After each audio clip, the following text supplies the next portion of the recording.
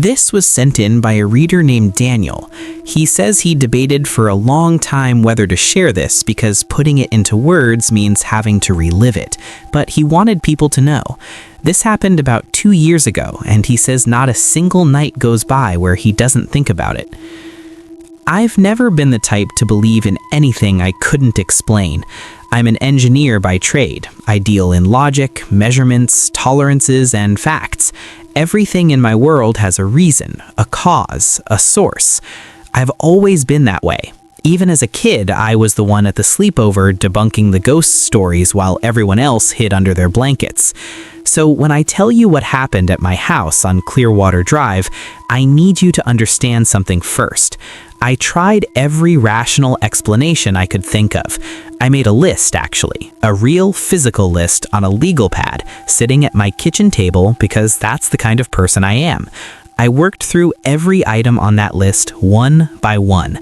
I exhausted all of them. It started in October, about 3 months after I'd moved in. The house was a single story, nothing special, 3 bedrooms, a decent-sized backyard, quiet street on the edge of a suburb that hadn't fully decided if it was a suburb or a small town yet. The kind of neighborhood where people still wave at you from their driveways, where someone brought me a plate of cookies the week I moved in. Nothing about it felt wrong. Nothing about it felt like the kind of place where you'd end up recording your backyard at 2 in the morning just to prove to yourself that you weren't losing your mind. But that's exactly where I ended up. The first night I noticed something, I almost dismissed it entirely. I'd gotten up around 2 a.m. to get some water. I wasn't sleeping great. New house, new sounds, the kind of adjustment period everyone goes through. My kitchen overlooks the backyard through a wide sliding glass door. I hadn't put curtains up yet. I kept meaning to, kept adding it to my weekend list, kept pushing it off. That open glass door was something I'd walk past a dozen times a day without thinking about it. But that night, standing at the sink with the tap running, I glanced out toward the yard. There was a shape near the back fence. Tall, completely still, just standing there in the dark. My first thought was a trash can. My neighbor on the left had these big dark green bins he sometimes left near the shared fence line. My second thought was a person. Maybe someone cut through the yard, maybe a drunk kid from the college a few miles over. My third thought, the one that made me set my glass down very carefully on the counter, was that it was neither of those things. It was too tall. Not dramatically, not monster movie tall, but wrong in a way that's hard to articulate. Like if you took a person and stretched them just slightly beyond what looked natural. And it wasn't moving, not swaying, not shifting its weight the way a person standing still will always do without thinking. It was fixed, rigid, like something that had been placed there and had no reason to move because it wasn't something that got tired. I stood at that sink for a long time, 4 minutes, maybe 5. I know because I watched the clock on the microwave. The shape never moved.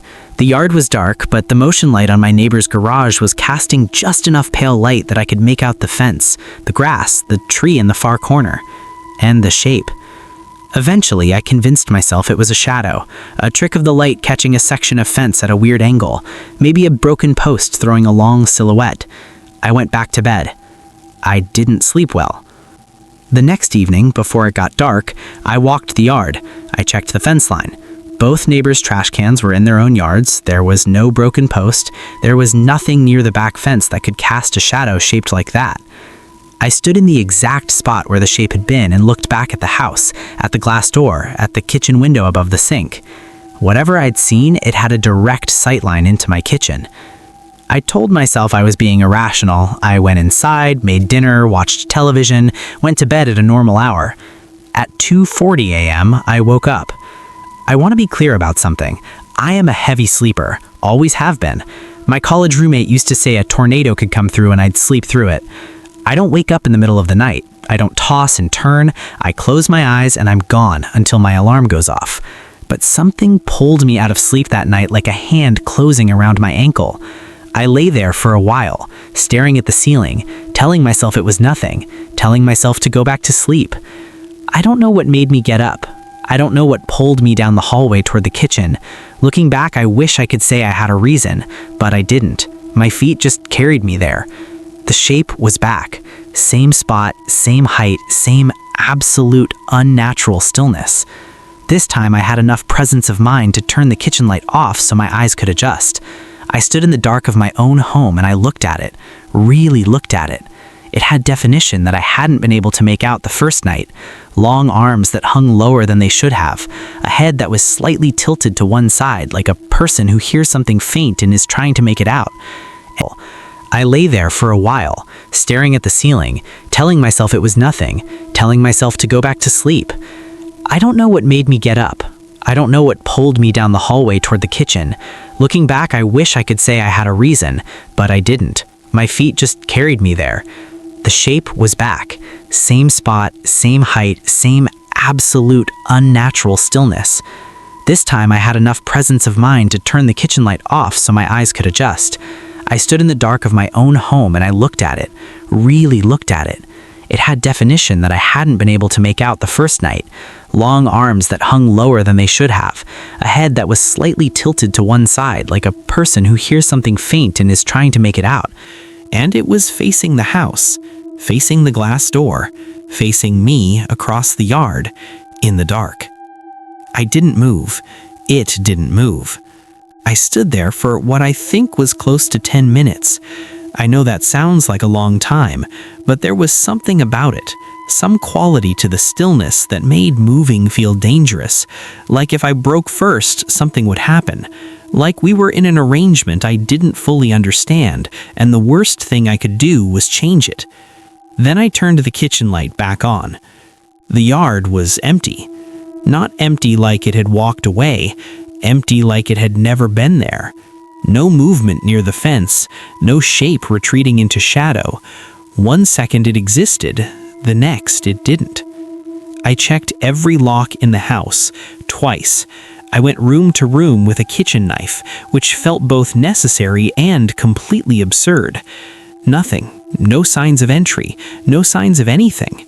I added to my list. I wrote down reflected light from passing car. I wrote down large bird, possibly heron. I wrote down optical illusion caused by sleep deprivation. I looked at the list for a long time. Then I wrote unknown, and I underlined it.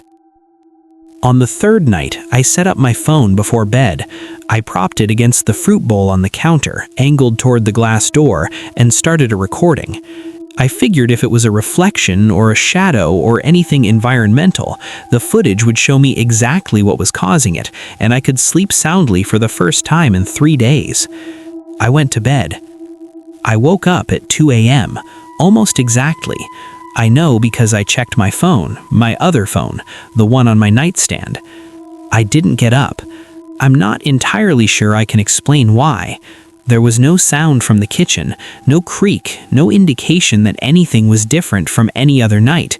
But I lay in that bed and something in me, something older and quieter than conscious thought, told me very clearly that going to that glass door was a mistake, that whatever arrangement existed between me and the thing in my yard was one I needed to respect, that I needed to stay in my room and wait for morning. I stayed. I didn't sleep. When it was light out, I went to the kitchen and picked up my phone. The first hour and 43 minutes of footage showed nothing but an empty yard. Grass, fence, the flat yellow wash of my neighbor's garage light. Normal, still, empty. At 58 a.m., it appeared. I've watched this part of the footage more times than I can count, and it is the same every single time. One frame, empty yard. Next frame, the shape is standing there. No transition, no motion blur, just present. Fully, completely present, like it had always been there and the camera had simply decided to start acknowledging it. Same spot, same posture, head tilted. And then it moved. Not toward the house, not toward the camera. It turned its head. Slowly, the way you'd turn to look at something you'd only just noticed. And when it finished turning, it was facing the phone. Facing the lens, specifically. Not the window, not the kitchen, the camera. It held that position for 41 minutes. I timed it.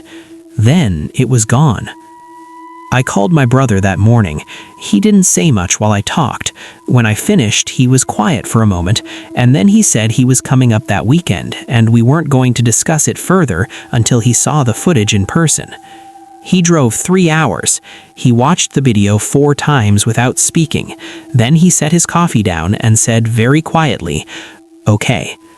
We spent that whole weekend with every light in the house burning. We set up 4 cameras covering every angle of the yard. We took shifts sitting in the kitchen, watching the glass door, talking to keep each other awake.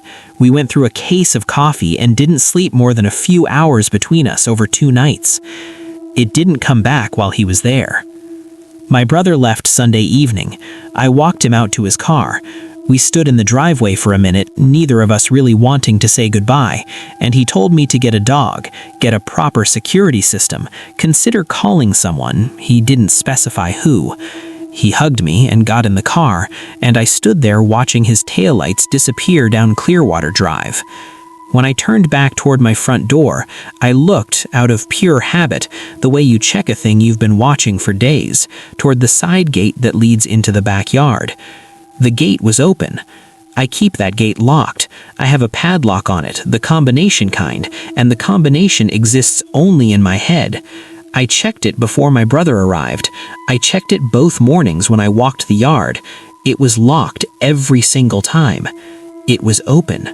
The padlock was sitting in the grass just inside the fence, not broken, not cut, open, like someone had worked the combination and set it down neatly.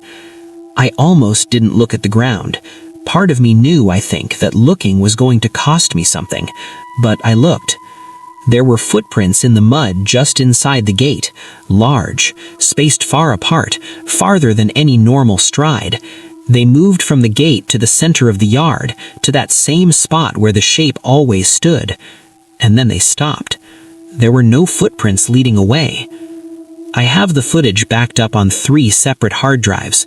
I gave one to my brother for safekeeping, and I don't let myself watch it anymore. I moved out 4 months after this happened. I didn't tell the realtor why. I just said I needed something closer to work and signed the paperwork and left most of my furniture behind because I didn't want to spend another night in that house packing boxes. I still don't know what was standing in my yard. I don't know how it got in or how it left without leaving tracks. I don't know why it stopped coming when my brother was there, or how it knew about the camera, or what it wanted standing there night after night, just looking at the house. What I know is this. Sometimes, wherever I'm living now, I wake up at 2 a.m. for no reason, completely awake, heart already going, staring at the ceiling in the dark. And I don't go to the window. I never go to the window. Thank you for